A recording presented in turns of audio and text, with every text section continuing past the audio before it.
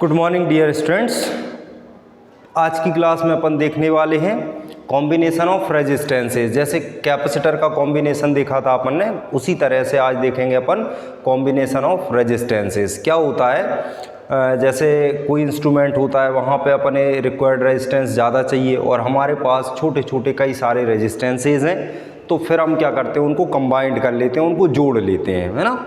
तो दो तरह से अपन जोड़ते हैं। जब रेजिस्टेंसेस कम करने होते हैं तब उनको पैरेलली कनेक्ट कर लेते हैं अपन, और जब रेजिस्टेंस की वैल्यू हमको बढ़ानी होती है तब अपन करते हैं सीरीज कनेक्शन, है ना। तो ये दो तरह के कॉम्बिनेशन रेजिस्टेंसेस के होते हैं। कौन कौन से? सीरीज कॉम्बिनेशन और पैरेलल कॉम्बिनेशन, है ना। तो अपन क्या पढ़ने वाले हैं आज? Combination of resistances. Combination of resistances, है ना। रेजिस्टेंसेस का कॉम्बिनेशन अपन देखने वाले हैं, सीरीज, और दूसरा वाला कौन सा होता है? पैरेलल। सीरीज में अपन अगर रेजिस्टेंस बढ़ाना है, मान लो आपके पास 2 ओम के कई सारे रजिस्टर्स हैं और आपको सपोज दैट 6 ओम रेजिस्टेंस चाहिए है कहीं पे किसी इंस्ट्रूमेंट में लगाने के लिए, तो फिर अपन क्या करेंगे, उनको सीरीज़ में जोड़ते चले जाते हैं ना।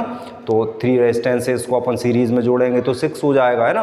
और मान लो आपके पास 2 ओम के बहुत सारे रजिस्टर्स हैं और आपको मान लो 1 ओम रेजिस्टेंस चाहिए, तब अपन क्या करने वाले हैं, तब अपन उनको पैरेलली कनेक्ट कर देते हैं। पैरेलल में कनेक्ट करने से रेजिस्टेंस की वैल्यू कम हो जाती है और सीरीज़ में कनेक्ट करने से रेजिस्टेंस की वैल्यू बढ़ जाती है। तो पहला अपन देखते हैं सीरीज ग्रुपिंग या सीरीज कॉम्बिनेशन। इसका जो फर्स्ट है वो है सीरीज कॉम्बिनेशन ऑफ रेजिस्टेंसेस। ठीक है, इसमें क्या करते हैं अपन, सीरीज ग्रुपिंग में रेजिस्टेंसेस को एंड टू एंड कनेक्ट करते हैं। मतलब फर्स्ट रेजिस्टेंस का जो लास्ट एंड होता है, सेकंड एंड, उसको नए रेजिस्टेंस के फर्स्ट एंड से कनेक्ट करते हैं। इस तरह से कॉम्बिनेशन बनाते हैं। जैसे ये, तो ये हो गया आपका फर्स्ट रजिस्टर, इस फर्स्ट रजिस्टर का ये सेकंड एंड है R1 रेजिस्टेंस। अब इसको आपको नेक्स्ट रेजिस्टेंस से कनेक्ट करना है, तो ये कनेक्ट कर दिया हमने दूसरे वाले से। ये इसका फ्री एंड फिर से हो गया, ये R2 हो गया आपका।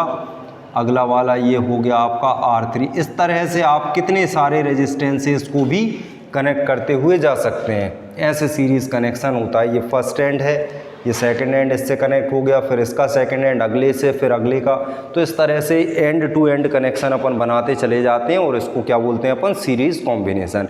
अब सीरीज़ कॉम्बिनेशन में इक्विवेलेंट रेजिस्टेंस हमको निकालना होता है कि कितना रेजिस्टेंस होगा आखिर टोटल, है ना।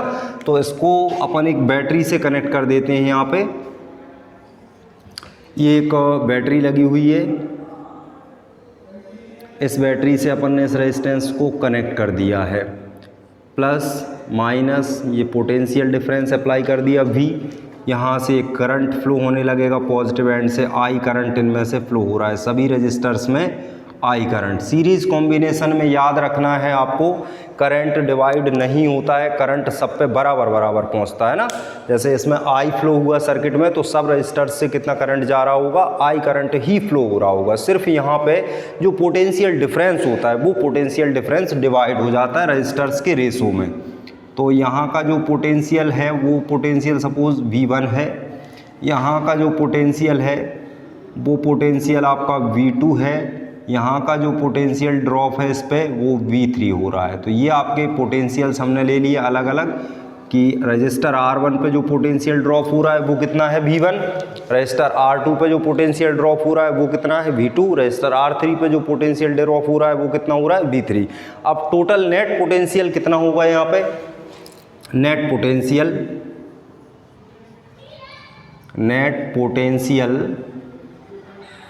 V is equal to V1 plus V2 plus V3।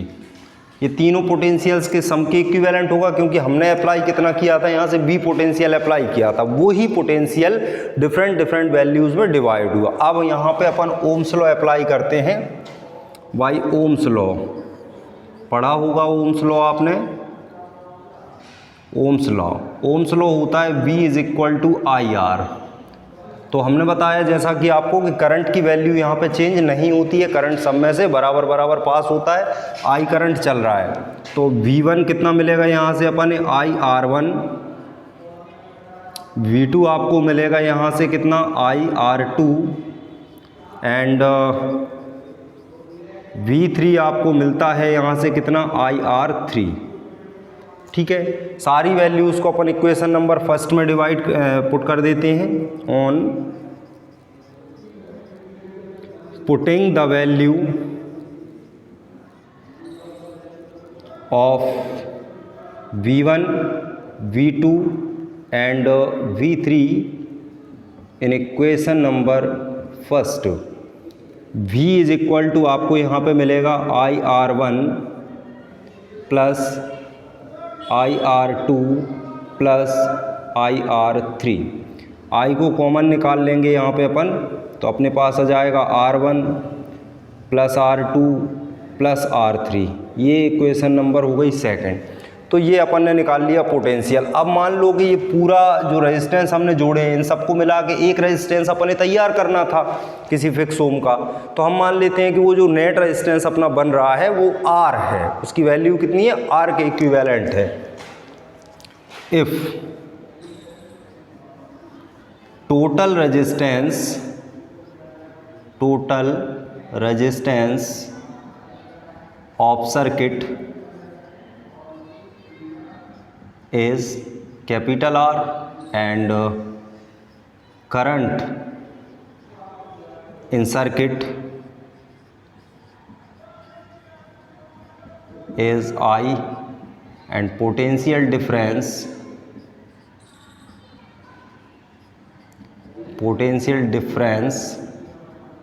V, then Ohm's law फिर से क्या हो जाएगा V is equal to IR। ये इक्वेशन नंबर थर्ड हो गई आपकी, है ना। इक्विवेलेंट रेजिस्टेंस निकाल लिया। अब अपन क्या करने वाले हैं, सेकंड और थर्ड को कंपेयर करा देते हैं, तो आपको नेट रेजिस्टेंस मिल जाएगा यहाँ पे। On comparing equation number second and third, आपको क्या मिलने वाला है यहाँ पे IR is equal to I of R1 plus R2 plus R3। I से I कैंसिल, R की वैल्यू यहाँ क्या मिली R1 plus R2 plus R3। ये होता है इक्विवेलेंट रेजिस्टेंस। हमने बताया था जैसा कि आपको कि सीरीज़ में अगर हम रेजिस्टेंसेस को जोड़ते हैं तो जो रेजिस्टेंस है उसकी वैल्यू क्या हो जाती है, बढ़ जाती है ना। और पैरेलली अगर रेजिस्टेंसेस को अपन कनेक्ट करते हैं तो रेजिस्टेंस की वैल्यू क्या हो जाती है, डिक्रीज हो जाती है। वो भी अपन देखेंगे यहाँ पे। अब मान लो n resistance, if special case है n resistance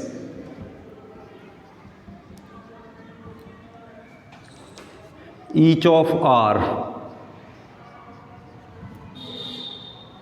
n resistances are connected in series,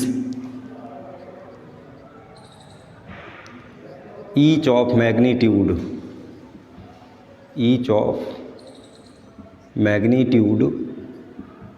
R। Then जो रेजिस्टेंस होगा इसमें सीरीज में वो आएगा आपका R dash equal to N into R। मान लो 2 ओम के आपके पास 5 रेजिस्टर्स हैं, 2 ओम के 5 रेजिस्टर्स हैं, उनको सीरीज़ में कनेक्ट करा है। तो आपसे पूछा इक्विवेलेंट रेजिस्टेंस कितना होगा, तो आप मल्टीप्लाई कर दोगे 5 इंटू 2, 10 ओम रेजिस्टेंस आ जाएगा। तो इस तरह से अपन इसको कैलकुलेट करते हैं। ये था सीरीज कॉम्बिनेशन।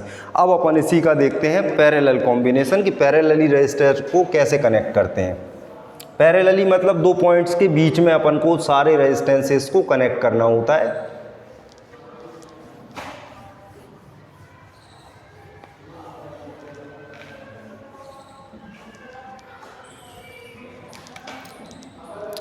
सेकंड है आपका पैरेलल कॉम्बिनेशन ऑफ रेजिस्टेंसेस। ठीक है, अब दूसरा जो कॉम्बिनेशन है वो कौन सा है आपका पैरेलल। तो पैरेलल में कैसे कनेक्ट करना है ये देख लेते हैं। अपने पास ये 2 पॉइंट्स हैं, तो एक रजिस्टर को ये कनेक्ट किया अपन ने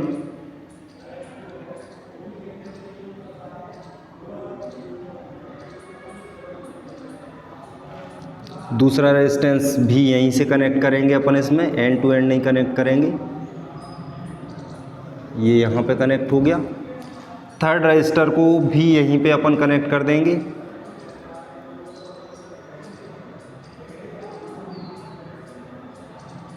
थर्ड ये कनेक्ट हो गया आपका। ये अपने दो पॉइंट्स के बीच में रजिस्टर्स को कनेक्ट कर देते हैं अपन। ये R1 रजिस्टर है, ये R2 रजिस्टर है, ये R3 रजिस्टर है। 2 पॉइंट्स के बीच में सारे रजिस्टर्स के वन एंड को एक पॉइंट से कनेक्ट करते हैं अपन, और इनका जो अदर एंड होता है उसको दूसरे पॉइंट से कनेक्ट करते हैं। तो इस तरह की जो ग्रुपिंग होती है उस ग्रुपिंग को हम बोलते हैं पैरेलल ग्रुपिंग या पैरेलल कॉम्बिनेशन। ठीक, अब इन दोनों पॉइंट्स के बीच में अपन लगा देते हैं पोटेंशियल डिफरेंस, मतलब एक बैटरी से इसको उठा के कनेक्ट कर देते हैं अपन। यहाँ पे ये बैटरी लगा दी, ये यहाँ पे मान लो एक की लगी हुई है, स्विच है, ये पॉजिटिव नेगेटिव, करंट यहाँ से चला आई, और अब होता क्या है कि 2 पॉइंट्स के बीच में, 2 पॉइंट्स के बीच में जो पोटेंशियल डिफरेंस होता है उसकी वैल्यू रजिस्टर पर डिपेंड नहीं करती है कि रेजिस्टेंस कितने ओम का लगाया है अपन ने, वो तो फिक्स रहता है। जैसे ए पॉइंट और बी पॉइंट के बीच आपने कितना पोटेंशियल लगाया है, वी पोटेंशियल लगाया, तो फिर इस रजिस्टर पे भी उतना ही पोटेंशियल जनरेट होगा, इस पे भी उतना ही पोटेंशियल डिफरेंस क्रिएट होगा, और इस पे भी उतना ही पोटेंशियल डिफरेंस बनेगा। अब पोटेंशियल तो चेंज हो नहीं रहा है और रेजिस्टेंस अलग अलग है, तो फिर क्या चेंज होना चाहिए, करंट की वैल्यू चेंज होती है। यहाँ पर डिफरेंट रजिस्टर्स से डिफरेंट करंट पास होता है। जैसे इसमें आपने देखा कि I1 करंट जा रहा है, इसमें अपन ने देखा कि I2 करंट जा रहा है, और इसमें अपन ने देखा कि I3 करंट जा रहा है ना। तो याद क्या रखना है यहाँ पे अपने कि पैरेलल ग्रुपिंग में हमको करंट की वैल्यू चेंज करनी है, ना कि पोटेंशियल डिफरेंस की। और सीरीज में हमको क्या करना है, पोटेंशियल डिफरेंस को डिवाइड करना है, करंट को कांस्टेंट रखना है। तो अब यहाँ पे नेट करंट क्या हो जाएगा, total current through circuit, total current passing through circuit. कितना करंट चल रहा है, I इज इक्वल टू यहाँ आएगा I1, यहाँ आएगा I2, यहाँ आया I3। ये वही इक्वेशन नंबर फर्स्ट। अब फिर ओम्स लॉ लगाते हैं अपन अलग अलग रेजिस्टर्स के लिए। वाई ओम्स लॉ से V is equal to IR होता है, तो यहाँ पे V is equal to I1 R1 हो जाएगा। मतलब I1 की वैल्यू आपको जो मिलेगी वो कितनी मिलेगी, V अपॉन R1, है ना। इसी तरह से I2 आपको कितना मिल जाएगा, यहाँ से V अपॉन R2 मिल जाएगा। और थर्ड में एंड I3 करंट जो है आपका वो कितना हो जाएगा, V अपॉन R3। ठीक है, सारी वैल्यूज़ को इक्वेशन फर्स्ट में रखते हैं। On putting the value of I1, I2 and I3 in equation number first, क्या आ जाएगा, I is equal to V upon R1 plus V upon R2 plus V upon R3। Equation number 1 minute, इसमें से अपन V और common निकाल देते हैं। तो V कॉमन लिया अपन ने, यहाँ कितना आया, 1 अपॉन R1, 1 अपॉन R2 और 1 अपॉन R3। ये हो गई इक्वेशन नंबर आपकी थर्ड। ठीक है, अब अपन इक्विवेलेंट रेजिस्टेंस, चूंकि इन सबको मिला के एक बनाया है अपन ने, तो मान लेते हैं कि इन सब का जो डिब्बा दिख रहा है ना, इस डिब्बे का टोटल रेजिस्टेंस कितना हो रहा है, R, करंट कितना चल रहा है, I, पोटेंशियल डिफरेंस कितना है, V है। तो अपन लिखते हैं if equivalent resistance of circuit is R, then formula फिर से वही ओम्स लॉ, एक ही फॉर्मूला है, V इज इक्वल टू क्या, IR। तो यहाँ से I की वैल्यू हमको कितनी मिलती है, V upon R। Equation number 4 है, इन दोनों इक्वेशंस को कंपेयर कर लो, या I की वैल्यू यहाँ पे पुट करा दो, क्या आ जाएगा, on putting the value putting the value of I in equation number 3, आई की वैल्यू रखी अपन ने कितनी, v अपॉन आर। यहाँ पे कितना आ जाएगा, v r1 r2 और 1 अपॉन r3। ठीक है, v से v cancel, 1 upon r is equal to क्या आया, 1 upon r1 plus 1 upon r2 plus 1 upon R3। ये होता है इक्विवेलेंट रेजिस्टेंस किसमें, पैरेलल कॉम्बिनेशन में। अगर अपन पैरेलली कनेक्ट कराते हैं तो जो इक्विवेलेंट रेजिस्टेंस है उसका रेसिप्रोकल इंडिविजुअल रेजिस्टेंसेस के रेसिप्रोकल के सम के इक्विवेलेंट होता है। मतलब यहाँ पे जो इक्विवेलेंट रेजिस्टेंस है वो सबसे छोटे रेजिस्टेंस से भी कम आता है ना, मतलब कम हो जाता है इसकी वैल्यू। अब मान लो कि आपके पास n रजिस्टर्स हैं, हर एक का मैग्नीट्यूड r है और उनको पैरेलली कनेक्ट करा, तो अपन डायरेक्ट कैसे निकालेंगे वो देख लेते हैं। एक बार डिवाइड कर देते हैं उसमें।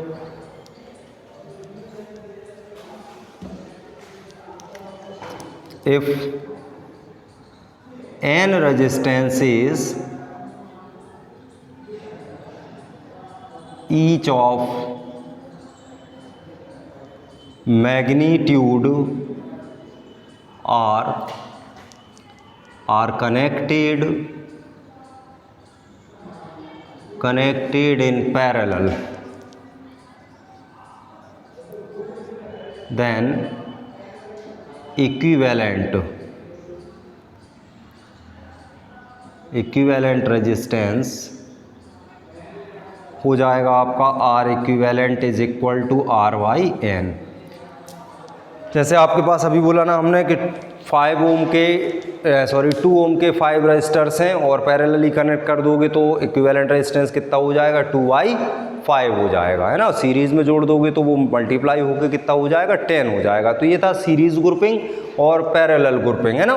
ये बोर्ड एग्जाम में पूछे जाते हैं डेरिवेटिव इनके, तो इस तरह से अपन इन डेरिवेटिव्स को कर सकते हैं। ठीक है, बाकी के वीडियोस में अपन अगले वीडियो में देखेंगे किरचॉफ्स लॉ, जो कि काफ़ी इंपॉर्टेंट टॉपिक है। उस पर बेस्ड आपका आता है व्हीटस्टोन ब्रिज, मीटर ब्रिज, ये सारी चीज़ें अपन किसके बेसिस पे देखते हैं, किरचॉफ्स लॉ के बेसिस पर। तो अगले वीडियो में अपन देखने वाले हैं किरचॉफ्स लॉ, इंपॉर्टेंट वीडियो रहेगा। ठीक है, ओके, थैंक यू।